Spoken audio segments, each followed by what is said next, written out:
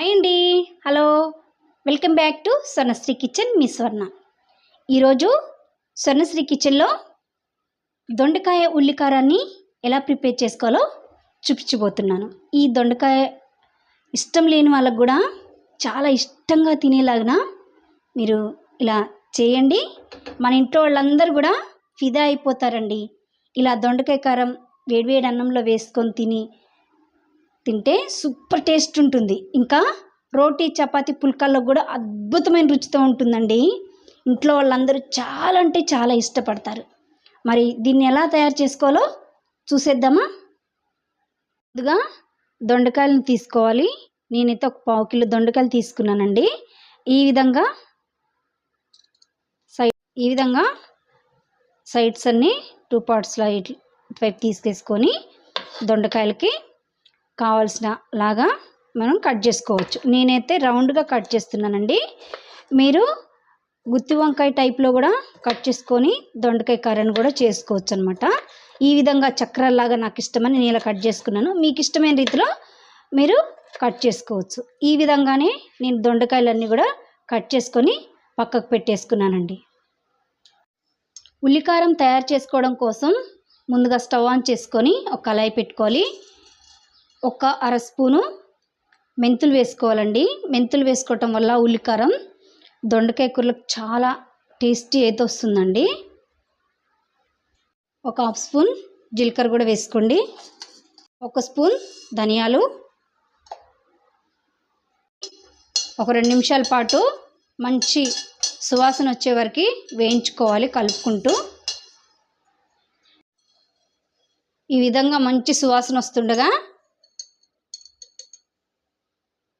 ఇప్పుడు 1 స్పూను తెల్ల నువ్వులు వేసుకోండి. వీటిని కూడా చిట్టుపట్లాడేలాగా వీటితో పాటు ఇవి కూడా వేయించుకోవాలి. ఇలా వేయించుకున్న తర్వాత వెంటనే స్టవ్ ఆఫ్ చేసేసుకోవాలి. స్టవ్ ఆఫ్ చేసేసుకొని ఒక గిన్నెలోకి అయితే వేసుకోవాలండి. నువ్వులు చూడండి ఏ విధంగా మనకి చిట్టుపట్లాడుతున్నాయో. మళ్ళీ ఇదే ప్యాన్లో స్టవ్ అంటించుకొని ఒక 2 స్పూన్ల ఆయిల్ వేసుకోవాలి. ఆయిల్ లైట్గా హీట్ అయిన తర్వాత ఒక మీడియం సైజు ఆనియన్ ఇలా ముక్కలుగా చేసుకొని వేసుకోవాలండి. ఒక రెబ్బ కరివేపాకు కూడా వేసుకోండి. వీటిని ఈ విధంగా కలుపుకోవాలి. ఒక మంచి రంగు వచ్చే వరకు వీటిని వేయించుకోవాలండి. లైట్గా వేగాలండి, మరీ ఎక్కువ వేగిన అవసరం లేదు. ఈ విధంగా ఆనియన్ ముక్కలు మంచి కలర్ వచ్చినాక ఒక 4-5 వెల్లుల్లి రెబ్బలు కూడా ఇలా వేసుకోవాలి. వేసుకొని 1 నిమిషం పాటు కలుపుకుంటూ వేయించుకున్న తర్వాత స్టవ్ ఆఫ్ చేసేసుకొని వీటిని కూడా ఒక ప్లేట్లోకి తీసేసుకోవాలి. స్టవ్ ఆన్ చేసుకొని మళ్ళీ కళాయి పెట్టుకొని ఒక 4 స్పూన్లు ఆయిల్ వేసుకోవాలి. ఆయిల్ బాగా హీట్ అయిన తర్వాత ముందుగా కట్ చేసి పెట్టుకున్న దొండకాయ ముక్కల్ని వేసుకోవాలండి. ఇలా వేసుకున్న తర్వాత వీటిని కలుపుకుంటూ మీడియం ఫ్లేమ్లో పెట్టుకొని 2 నిమిషాల పాటు వీటిలో నీరు ఇంకిపోయే వరకు కలుపుకుంటూ వేగనివ్వాలి. మూత పెట్టేసుకుంటే సాల్ట్ వేసుకుంటే వీటిలో నుంచి ఇంకా ఎక్కువగా నీరు వస్తుందండి. అలా చేయొద్దు. అలా చేయకుండా ఈ విధంగా కలుపుకుంటూ వేయించుకోండి. మనం ముందుగా ధనియాలు ఇంకా మెంతులు ఇవన్నీ వేయించుకున్నాం కదండి. ఇవి చల్లారినాక ఒక మిక్సీ జార్లో ఈ విధంగా వేసుకోండి. వేసుకున్న తర్వాత ఈ ఆనియన్ కూడా చల్లారి పెట్టుకొని వీటిని కూడా దీంట్లో వేసుకోండి. ఇప్పుడు నా కారానికి తగ్గట్టుగా నేను 3 స్పూన్లు కారం యాడ్ చేస్తున్నాను. చింతపండు చిన్న ఉసిరికాయ సైజ్ అంతా చింతపండు ఇలా తీసుకొని దీనికి ఏం లేకుండా తొక్కలు గట్ల గింజలు లేకుండా చూసుకొని ఈ విధంగా వేసుకోవాలండి. దీన్ని మెత్తటి పేస్ట్ లాగా గ్రైండ్ చేసుకోవాలి. ఈ విధంగా నీరని మంచిగా ఇంకిపోయాయి. 2 మినిట్స్ అయితే అయిందండి. ఇలా ఒకసారి కలుపుకుందాము.